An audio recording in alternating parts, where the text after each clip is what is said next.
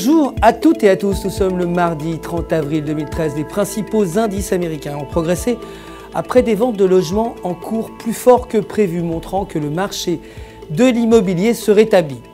Les actions dans l'énergie et la technologie ont connu les plus fortes progressions. Le S&P 500 a clôturé à un nouveau record de 0,72%. Le Nasdaq a gagné 0,85% et le Dow Jones 0,72%. IBM a progressé de 2,49% selon le graphique en données de 1 heure. IBM s'échange dans un intervalle haussier progressant vers la fermeture de la brèche qu'il avait créée le 19 avril. Si IBM réussit à passer au-dessus de la résistance à 206 $, il devrait continuer à avancer à une résistance à 215.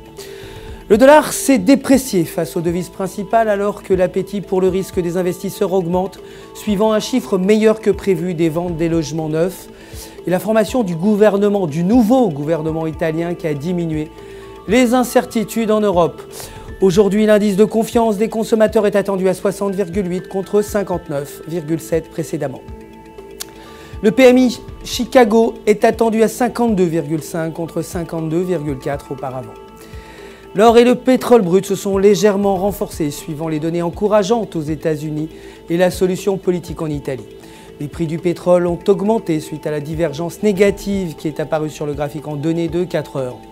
Le pétrole est proche de la résistance à 94,80 et légèrement en surachat selon le RSI de 4 heures, suggérant un retracement à 92,50 $. L'euro s'est renforcé face aux devises principales après l'annonce de la formation du gouvernement italien qui a augmenté l'optimisme des investisseurs.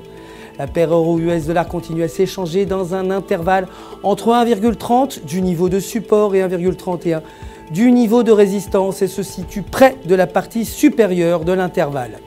Vendre au niveau actuel avec une cible à 1,30 est préférable. Si la paire euro-US dollar passe au-dessus de 1,3050, les positions longues seront préférables. Aujourd'hui, l'indice des prix à la consommation est attendu à 1,6% contre 1,7% précédemment. Pour terminer, la livre sterling a fini inchangée par rapport au dollar américain après avoir été en condition de surachat selon le RSI de 4 heures. La tendance de la paire livre US dollar est haussière, mais la paire retrace actuellement et retourne au niveau de 1,54. Aujourd'hui, les prêts nets accordés aux particuliers devraient être de 0,9 milliards contre 1,5 milliard précédemment. C'est la fin du Flash, merci d'avoir suivi, je vous retrouve demain avec le même plaisir.